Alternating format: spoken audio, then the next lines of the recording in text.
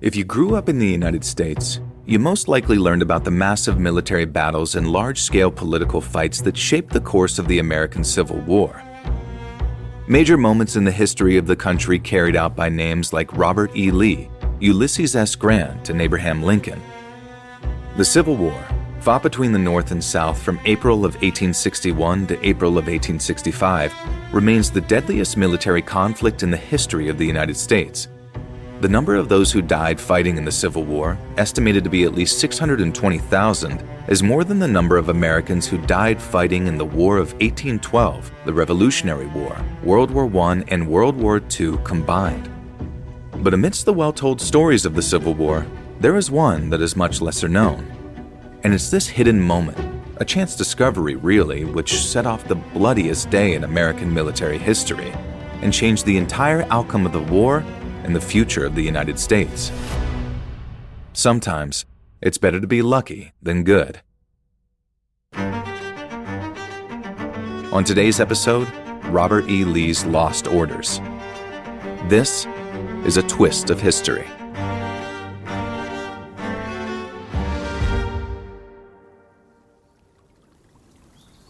It's early morning on September 6, 1862, on the banks of the Potomac River outside the town of Frederick, Maryland. A young man walks down a path toward the riverbank enjoying a pleasant summer day. But as he gets closer, he hears something in the distance, and he stops.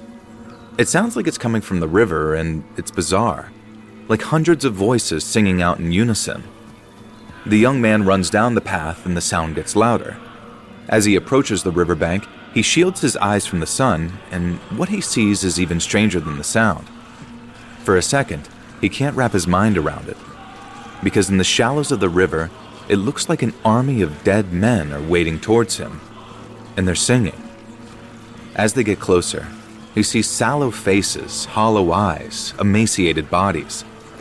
The young man hears something behind him, and he sees a few other people from town approaching the riverbank.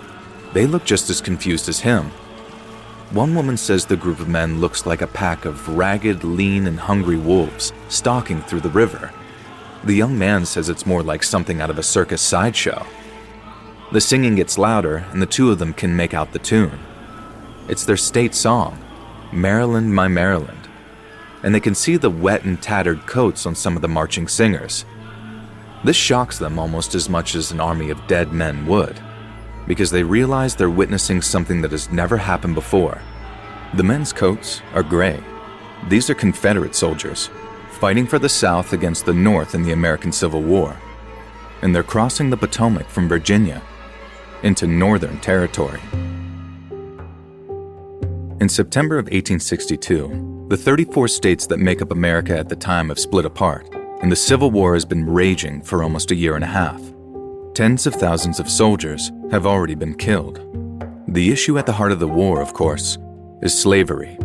While slavery had been abolished during the 19th century by major European powers like France and Great Britain, it continued to remain legal in several states and territories in America.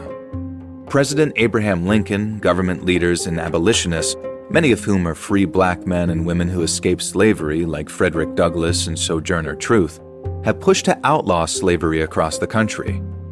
But other government leaders and many everyday people vehemently oppose them, especially in the southern states, the ones that use slaves to support their agricultural economy, by doing the back-breaking work of cultivating and picking crops like tobacco and cotton. And the South's opposition to anti-slavery grew to the point that they were willing to leave the United States and go to war, a war that tore the nation apart and, as people would say, pitted brother against brother. By 1862, 11 southern states that refused to abolish slavery have seceded from the Union and formed the Confederate States of America, or the Confederacy. They've recently elected their own president, Jefferson Davis, who leads from the Confederate capital of Richmond, Virginia. The 23 northern states, still called the United States of America, or the Union, have predominantly outlawed slavery, and they're led by President Lincoln from Washington, D.C. So far, every major battle of the Civil War has been fought on Southern soil, and the Union Army outnumbers the Confederates almost 2-1, so they've stayed on the offensive to keep the war from ever coming north. But now, these soldiers wading through the Potomac into Maryland are changing everything. Because their leader, Confederate General Robert E. Lee, believes it's time for the South to become the aggressor. At 55 years old, Robert E. Lee is one of the most respected military minds in both the North and the South. In fact, at the onset of the war, President Lincoln offered Lee command of all the Union forces. But Lee, a native of Virginia and supporter of the Southern cause, declined. Instead, Lee became the commander of the Army of Northern Virginia, one of the Confederacy's largest and most important field armies, and Lee and his troops have just won a decisive victory and potentially turned the tide of the war. Less than a week earlier, Lee led his troops at the Battle of Second Manassas. The fighting took place in Manassas, Virginia, and Lee's forces left the Union Army decimated and retreating north, having suffered major losses, with more than 1,700 soldiers dead, almost 8,500 wounded, and over 4,000 missing or captured. The battle was such a catastrophe that now President Lincoln has decided to make major changes to military leadership, and he cannot fathom how the Union got beaten so badly. Because the Union Army doesn't just outnumber the Confederates, it has far more professionally trained soldiers and is much better supplied. In fact, some Confederate soldiers, who Union leadership see as a ragtag group of undisciplined fighters, have to steal shoes from the dead so they don't have to go into battle barefoot. While the South's victory at Second Manassas has left Lincoln searching for answers, it's emboldened Robert E. Lee and the Confederacy. So on the morning of September 6th, the Southern general is bringing the Civil War to the North as his men reach the riverbank outside the town of Frederick, singing, "Maryland, My Maryland." It's later that day, September 6, 1862, on Bess Farm in Frederick, Maryland. General Lee stands outside his command tent watching his men set up camp on acres of farmland that stretches out in all directions. There's an army of about 55,000 men spread out between the encampment and other locations within a 10-mile radius. Maryland is located just on the other side of the Potomac River from Confederate territory in Virginia, but geography isn't Lee's only reason for choosing this town and this state to start his push into the North. Along with Delaware, Kentucky, and Missouri, Maryland is one of the 4 slave states that have not seceded from the Union. That means a large number of wealthy Marylanders are slave owners. Because of this, towns in the state, especially those not far from the Virginia border like Frederick, are filled with Confederate sympathizers. As Lee looks out at his men setting up camp, he's happy they'll get some good food and extended rest to help them get back into fighting shape. In fact, Lee could use the rest himself. A few weeks earlier, he fell from his horse and suffered multiple injuries, including having hurt his wrist badly enough that he can't even hold a pen to write. Outside his tent, Lee hears shouting and the sounds of hooves pounding on a dirt road. He looks up and sees a man approaching on horseback in the distance. Even though the man is still pretty far away, Lee knows exactly who he is. Because the rider wears a gray Confederate cape with fine red lining, a bold yellow sash across his chest, and a hat cocked sideways on his head with a huge ostrich plume sticking out of it. This is Lee's flamboyant 29-year-old cavalry commander, Major General James Ewell Brown Stewart, or better known as Jeb to his fellow soldiers. When Confederate troops crossed the river, Lee ordered Jeb to take his cavalry into a village about 8 miles southeast to set up a command post of his own. Lee watches as Jeb rides into camp, dismounts, and offers a salute. Lee shakes his hand and leads him inside the command tent. The 2 men sit down at Lee's desk and get to work. Lee knows Jeb is young, brash, and loves attention, and that puts off some of the older soldiers in Lee's command, but Lee trusts Jeb implicitly, because Jeb has proven himself to be a master of reconnaissance. He's known for leading his men deep behind enemy lines, getting a read on troop movements, and disappearing without anyone knowing he was there. He's so good at this, in fact, that once, in the middle of a battle, Jeb crept into a Union command center and stole $35,000 in cash and a general's uniform. Jeb also has scouts all over the North and South, constantly feeding him information. So now, Lee just has one question for him. Where is the Union Army? Jeb says he has good news. He tells Lee that after suffering defeat at Second Manassas, Union forces continued the retreat north, and now the majority of the Army of the Potomac which is the Union's primary force in the region, has gone to Washington, D.C. and stayed there. On top of that, Jeb has news that their leadership is in shambles. He says it's not even clear who's commanding the Union's Army of the Potomac at this point. At hearing all of this, Lee breathes a sigh of relief. His biggest fear was that Union forces would quickly rally after the retreat from Manassas and march right back through Maryland towards Virginia. But it looks like everything is lining up just how Lee had hoped. The Union's full retreat means he has a couple of weeks or even a month to get his troops some rest, acquire more supplies, and restock his artillery before making his move. He also believes if a major portion of the Union Army is garrisoned in D.C., they must have expected Lee to push into Union territory just like he's doing, so they're protecting the capital. Lee tells Jeb this is great news, because Lee has no intention of marching on Washington, D.C., at least not yet. Instead, he plans to lead his troops through Maryland and into Pennsylvania. That's where he'll mount his first major attack in the north. Lee tells Jeb he'll have a full plan soon. In the meantime, he needs Jeb to do what he always does: keep track of the enemy and keep him informed. Lee knows he has Northern forces on the run, and if he plays this right, he could bring the Union to its knees.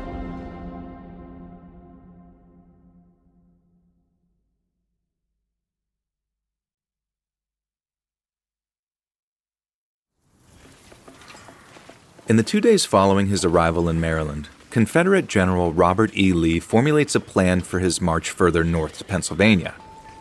And he meets with his other top generals stationed in the area, including the brilliant military tactician, 38-year-old Thomas Stonewall Jackson.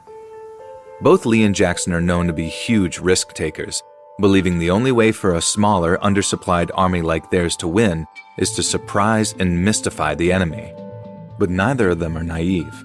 Invading Pennsylvania will be the biggest military risk the South has undertaken so far, and they know it could quickly turn disastrous if they're not careful. And Lee and Jackson agree on one obvious fact: the march north will be much safer if the people of Maryland support them. On the night of September 7th, Lee calls one of his officers into his tent. Since Lee can't write with his injured wrists, he asks the officer to take dictation. The officer sits at Lee's desk, dips his quill in ink, and writes while Lee paces and talks. Lee begins by saying, "This is a proclamation to the people of Maryland." Lee says that the Southerners have great sympathy for Maryland because he believes Maryland shares deep social and political ties with the Confederacy. He also believes Maryland has been overrun by the United States government, a government that has no respect for Maryland's history or traditions, and Lee says his army has come to restore independence and sovereignty to their state. At the time, Lee and many Confederate leaders contend that they are fighting the Civil War to maintain states' rights, that decisions in the country should lie with each state, and that the federal government should have limited power. This, of course, includes the southern states' right to own slaves. But in this proclamation, that is not stated outright. Instead, Lee focuses on subjects like regaining freedom and throwing off the yoke of a foreign government. In his tent, Lee finishes his dictation with a call to arms, telling the people of Maryland they will be welcomed into his army should they choose to join. The officer finishes writing, and by the next day, September 8th, Lee's proclamation appears in publications throughout Maryland. Lee hopes that he laid the groundwork to reinforce his alliance with Marylanders who believe in the South's cause, and he hopes they'll make his march north as smooth as possible. This way, when he arrives, his troops will be in peak fighting condition, and for once, he might even have the numbers to overwhelm his enemy. It's the night of September 8th, just hours after General Robert E. Lee's Maryland proclamation went public.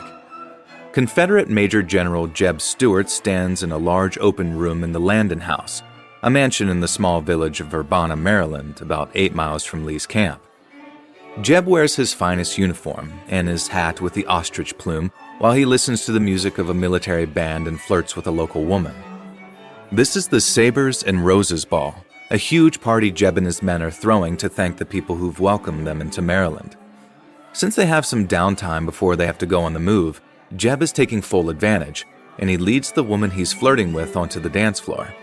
But before they can really get going, a young Confederate messenger covered in dust rushes into the room and heads right to Jeb and the messenger looks completely rattled. Jeb leans in close so he can hear over the music, and as the young man talks, everything about Jeb's demeanor instantly changes. He steps away from his dance partner and calls out orders to a group of men. Moments later, Jeb and about 50 Confederate soldiers are armed and on horseback, riding fast down a dark dirt road. After riding about 4 miles, they approach Hyattstown, Maryland, and they hear rifle fire.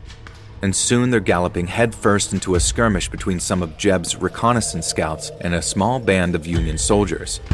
Anyone who doesn't know Jeb would find it hard to believe that less than an hour ago, he was dancing and flirting at a party, because now he's totally focused and decisive. Jeb shouts to his men that they cannot let the Union soldiers get through, or they'll learn the size and location of General Lee's army. The moon and stars provide the only light, and it's hard to get a clear read on the enemy. This is why battles are rarely fought after sunset. It's usually these accidental run-ins between scouts that lead to nighttime skirmishes. But Jeb is better in the dark than most. He focuses on the sound of the Union rifles, swings his body in that direction from atop his horse, and fires his rare 9-shot 42 caliber LeMat revolver. Immediately, a mini-ball, a small but deadly lead bullet shot from a Union musket, whizzes past Jeb in the dark. He hears one of his men cry out as the ball tears through the man's coat and rips a chunk out of his arm. Jeb quickly rounds his horse on the road and leads a strike right at the enemy. He wants to end this now. Jeb's men prove up to the task, and before long, they overwhelm the small group of Union soldiers and send them fleeing north into the darkness. Later that night, Jeb returns to the Sabres and Roses Ball. As his wounded men are tended to upstairs at Landon House, he does his best not to alarm the guests and to enjoy the party that's still going. But he can't shake the feeling that something might be really wrong. He knows a reconnaissance mission when he sees one, and the northern troops he just exchanged fire with were definitely out scouting. But he needs to figure out if they came this deep into Maryland just to get basic information about Lee's army, like troop locations and numbers, or if the North has something else planned, something he doesn't see coming. It's the following morning, September 9th, 1862, outside of Rockville, Maryland, about 30 miles from Robert E. Lee's Confederate encampment. Union Major General George McClellan sits at a desk inside his tent reading intelligence reports that have been coming in from scouting parties across the state. Jeb Stuart managed to push back one of the scouting parties, but others have broken through. And while the Confederates believe the bulk of the Union's Army of the Potomac retreated to Washington, D.C., McClellan has actually been moving his troops into Maryland. And now, he knows the size and location of Lee's forces. McClellan reads over the intelligence reports again. He's only been in charge of this campaign a few days, and he wants to make sure he's not missing anything. Following the Union's disaster at the Battle of Second Manassas, President Abraham Lincoln turned to McClellan to lead the reeling Army of the Potomac. But McClellan is fully aware that the president's decision was not celebrated by everyone. Over the past year of the war, McClellan has served as the general-in-chief of all federal armies, only to be removed from that position of power. Because much of the frustration of Union military leaders, and to President Lincoln himself, McClellan has earned a reputation for being overcautious. He's often slow to make decisions, weighing every possible option to the point of paralysis. And unlike his Confederate counterpart, Robert E. Lee, McClellan despises the idea of ever going into battle with smaller numbers than the enemy. In fact, the fear of being outmanned is such an obsession with McClellan that some critics believe he's convinced himself that Lee's army is triple the size it actually is. Because of this, several other Union generals heavily questioned Lincoln's decision to give McClellan leadership of its largest fighting force in the East. But President Lincoln had one simple reason for his choice. Fighting men love McClellan. McClellan's soldiers called him Little Mac, in part because he's relatively short, but far more as a term of endearment to show they see him as one of their own. Unlike some other high-ranking officers, the men believe McClellan truly cares about them, and that he doesn't see himself as being above them. That's why Lincoln called on McClellan. He needed a general to boost the morale of his men and get them ready for their next fight.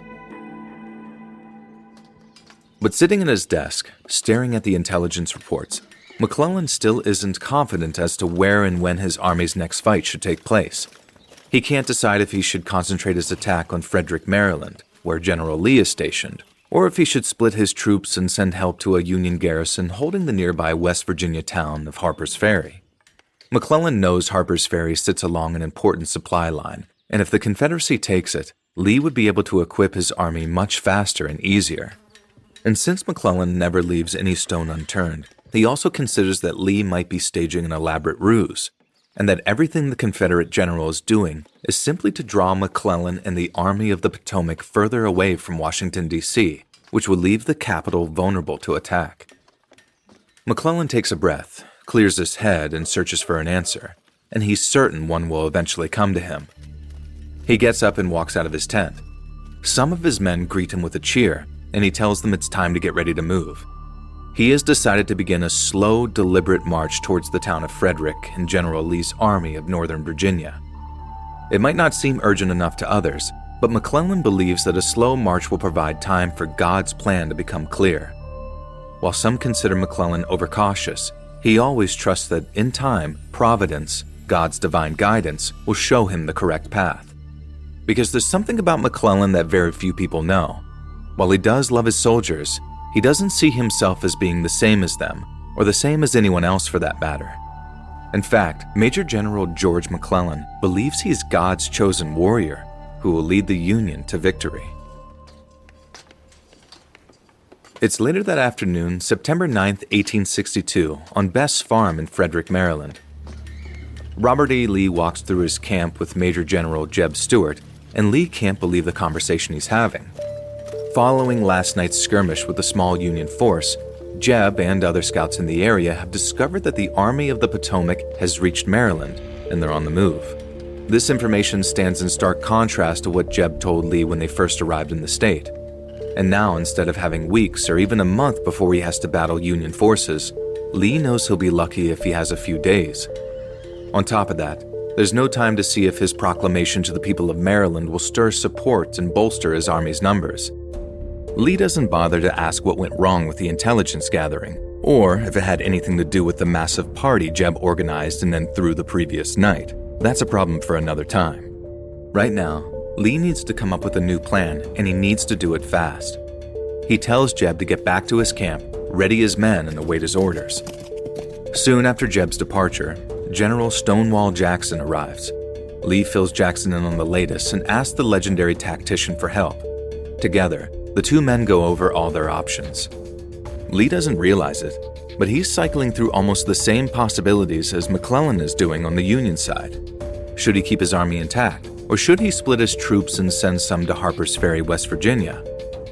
Lee and Jackson continue to talk, and they come up with a strategy they believe they can execute quickly and effectively. Jackson rides off to prepare his men, and Lee summons an officer to his command tent again to take dictation. Lee tells the officer he is issuing what is to be known as Special Orders 191. The officer takes up his pen and writes out Lee's orders to the letter.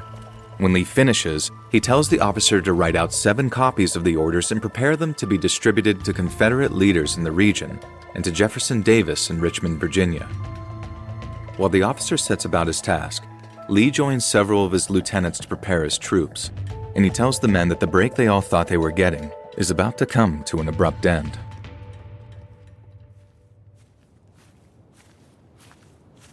It's 4 days later, September 13th, 1862. 45-year-old Union Corporal Barton Mitchell clutches his rifle in his hands as he creeps along an isolated road outside of Frederick, Maryland, with a small group of fellow soldiers. Barton is a member of the 27th Indiana Volunteers who are serving under McClellan in the Army of the Potomac. It's only about 10 a.m., but Barton is already tired. He and the rest of the Indiana 27th were awakened by the Reveille bugle at 3 a.m., and they've been walking since 6. Barton also feels on edge. He knows this small group of soldiers is heading right towards the spot where a huge part of the Confederate Army of Northern Virginia was recently camped, and he has no idea if some of them have stayed behind, waiting for Union soldiers like him to arrive. Barton and the others make their way down the road, staying low and ready until it dead ends into a stream. The men scan the area, but they don't see a bridge, so they test the depth of the water. It doesn't seem too deep. Barton steps into the stream, and the water feels warm, and as he moves further, it never comes up above his knees. Barton and the others quickly make it out of the water and find themselves in front of a large open field. They look out over the field and then at each other. They all have the same idea. They're exhausted, the weather is nice, and there clearly aren't any Confederate soldiers lurking nearby. One by one, the men sit down in the field, stretching out and resting their feet. They talk for a while, but as Barton looks around, something laying on the ground just a few yards away catches his eye. He gets up, walks closer, and stares down into the grass. It's something white, and it's wrapped around something else. He reaches down to pick it up, and that's when he sees it's a piece of paper, and it's wrapped around 3 uncut cigars. Barton can't believe his luck. Those cigars would be the perfect treat while sitting in the field and relaxing for a bit. Barton grabs it, and that's when he notices writing on the piece of paper. As he reads it, he immediately calls for one of the other soldiers to come look at it. Both men stare at the note. There's no way this can be what they think it is. Their sergeant joins them to see what's going on, and now all 3 of them look at the note in shock. The sergeant grabs the note, calls to the other soldiers, and they run back the way they came.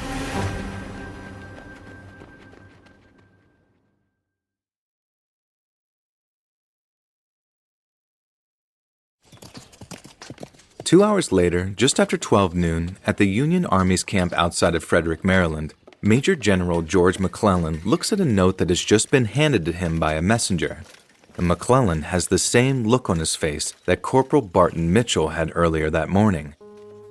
Because McClellan is reading Confederate General Robert E. Lee's Special Orders 191. In the Special Orders, Lee has laid out the entire plan he and Stonewall Jackson discussed. Lee is going to split up his army and send his generals to attack multiple Union-held outposts in the region, including Harper's Ferry, West Virginia, and Martinsburg, Virginia. According to the orders, while those attacks get underway, Lee will lead the remaining part of his forces and the bulk of their supplies west through Maryland, where he'll prepare for the march on Pennsylvania. Once the other generals have completed their tasks, they are to rendezvous with Lee and launch the South's single largest attack on the North. After reading this, McClellan springs into action. He sends out messengers to his field generals in the area. He wants to report to see if recent Confederate troop movement mimics what is written in Lee's orders. Because as excited as McClellan is, he of course isn't about to act on impulse. After all, the note that was found by one of his men in the middle of a field could simply be part of a ruse that Lee's been playing all along. But as soon as McClellan receives replies later that day, he knows this isn't a trick. Lee has been moving his army according to the orders. God's plan is now clear to McClellan, and he knows exactly where he has to go. He won't split up his army like General Lee. He'll keep his unit fully intact, even if that means losing Harper's Ferry, because his goal now is to cut Lee's troops off and rout them before they can ever head for Pennsylvania. Sometime after 6 p.m., about 8 hours after Barton Mitchell discovered the note and 3 cigars, McClellan calls over an assistant to take dictation. McClellan says as soon as they're finished talking, he needs this man to get to a telegraph machine in Frederick and to send a telegram to Abraham Lincoln. McClellan is giddy as he relays the following message to the president. I think Lee has made a gross mistake and that he will be severely punished for it. I have all the plans of the rebels and will catch them in their own trap if my men are equal to the emergency. All well, and with God's blessing we'll accomplish it. It's almost 5:45 a.m. on September 17, 1862, 4 days after McClellan read Lee's Special Orders 191. McClellan rides past a 24-acre cornfield near Antietam Creek outside of Sharpsburg, Maryland, as the sounds of drums and fifes echo from the Union's infantry bands. After sending the telegram to President Lincoln and communicating with his generals, McClellan has used his knowledge of Lee's army's movements to cut off the Confederate forces. Some in Union leadership believe McClellan could have moved faster, that he should have set upon Lee right away. But McClellan waited a couple of days because he wanted to make sure that he had superior numbers before making his move. There are roughly 45,000 Confederate troops amassed around Antietam Creek. The Union soldiers number 87,000, nearly double the South's number. Still, in the time it took McClellan to get here, Stonewall Jackson, Jeb Stuart, and Lee's other generals took Harper's Ferry and Martinsburg for the Confederacy, and they've rallied to Antietam Creek with some of their men to fight alongside Lee. But McClellan doesn't second-guess his decision. He has the numbers and the position to crush Lee, and he believes he'll prevail. McClellan rides along the front line of one of his regiments and looks out at a sea of blue uniforms. Thousands of men with Springfield rifle muskets on their shoulders, ready to fight the Confederates who are lined up on the other side of the field. McClellan addresses his men and tells them that the future of the Republic is at stake. It's up to them to stop the South's march into the North. The men cheer for Little Mac. Then their voices and the music go quiet, and the silence just hangs there as the men wait. Minutes later, shots ring out. McClellan shouts commands to his men, while one of his generals leads the first charge against Stonewall Jackson's troops. The battle has begun. Union Corporal Barton Mitchell of the 27th Indiana Volunteers rushes across the main battlefield. Barton had discovered the letter that helped lead McClellan and the Union Army here, but he's not thinking about that right now. Right now, he's just trying to stay alive. The deafening sound of gunshots and explosions from the 500 cannons surrounding the battlefield rings in his ears, and it mixes with the wailing of wounded men. Thick smoke clouds his vision, but Barton keeps pushing forward, firing, reloading, firing.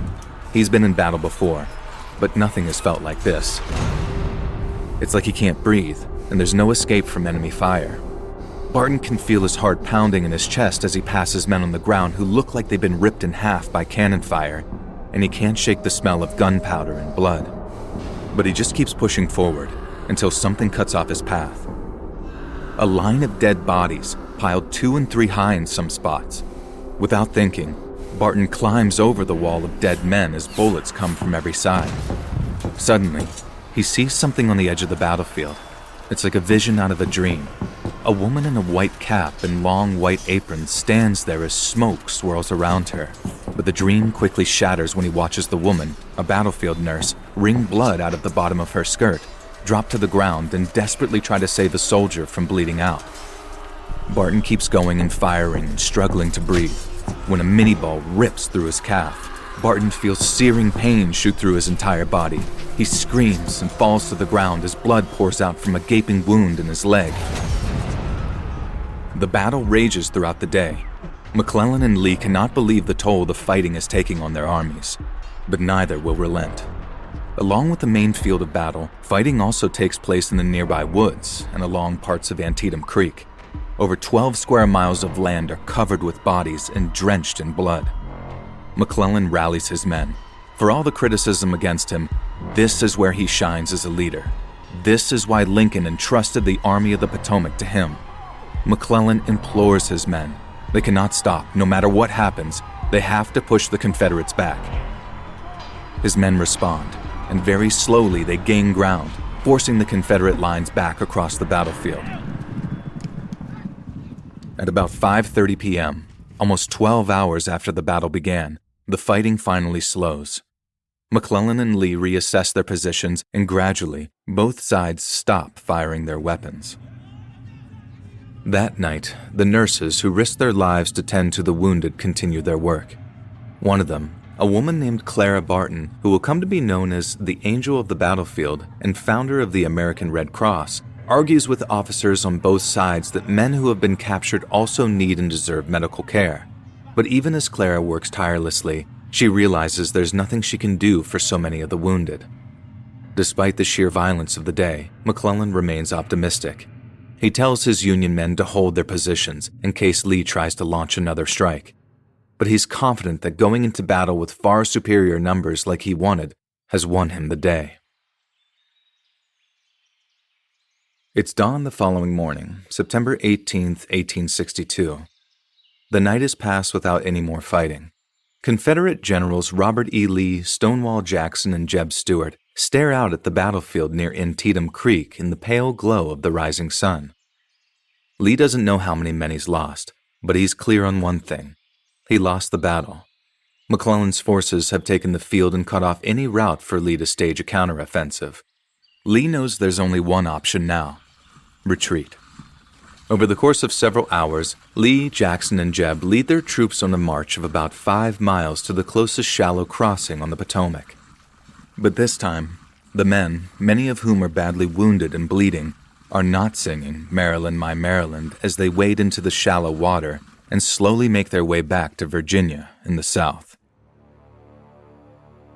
Antietam, as the battle would come to be known, proved to be the single deadliest day in American military history up to that point. In just 12 hours of fighting, over 3,600 men died, over 17,000 were wounded, and over 1,700 were captured or went missing. All told, over 22,000 combined casualties. After getting shot in the calf and suffering significant blood loss, Corporal Barton Mitchell, the man who discovered Lee's Special Orders 191, remained in the hospital for 8 months. During that time, other soldiers tried to steal credit from him for finding Lee's lost orders. When Barton was well enough to rejoin his regiment, he sent letters to military and political leaders fighting to get credit and compensation for what he did for the Union cause. Unfortunately, Barton would die years later from an illness without ever receiving the full honors and money he believed he deserved. On September 22, 1862, just 5 days after Antietam, President Abraham Lincoln issued what would be called his preliminary Emancipation Proclamation, which stated slaves in the Confederate States would be freed on January 1, 1863. Despite the fact that General McClellan's victory helped pave the way for Lincoln's historic announcement, the two men immediately found themselves at odds, because in the days following the battle, Lincoln urged McClellan to pursue Lee and his badly beaten men. Lincoln believed that this could be the Union's best chance to wipe out the Army of Northern Virginia, but McClellan chose caution instead, to not go after Lee, and Lincoln had had enough of the Major General's overcautious nature. On November 5, 1862, Lincoln removed McClellan from command of the Army of the Potomac. McClellan would never forgive Lincoln for this, and in 1864, while the Civil War was still raging, McClellan ran against Lincoln for president, but Lincoln won in a landslide. Months after the election, on January 31, 1865, the 13th Amendment passed in Congress, and the eventual ratification of the amendment abolished slavery in the United States. Then on April 9, 1865, Robert E. Lee, without his generals Stonewall Jackson and Jeb Stuart, who had both died from wounds suffered in battle, surrendered at Appomattox Courthouse in Virginia. The Civil War would soon come to an end. Following Antietam, the story of the lost copy of Lee's Special Orders 191 transformed from fact into folklore as debates and wild theories about the orders arose. Some people claimed a Union sympathizer with the Confederate Army must have purposefully let the orders fall in that field. Others said the officer who took dictation from Lee must have simply dropped one of the copies he made.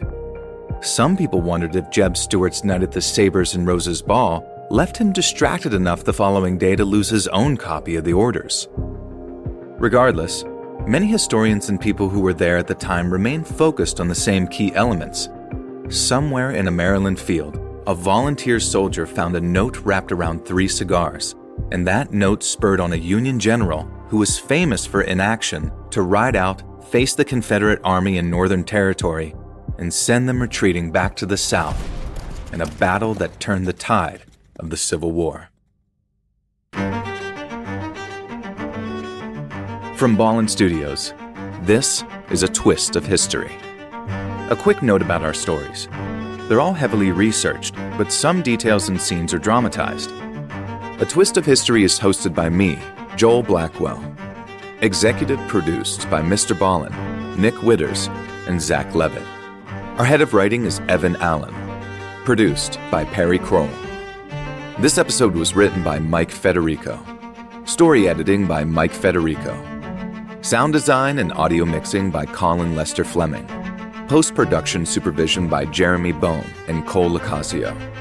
Research and fact-checking by Abigail Shumway, Camille Callahan, Evan Beamer, Alex Paul, Patricia Nicole Florentino, Calvin Riley Holgate, Matt Gilligan.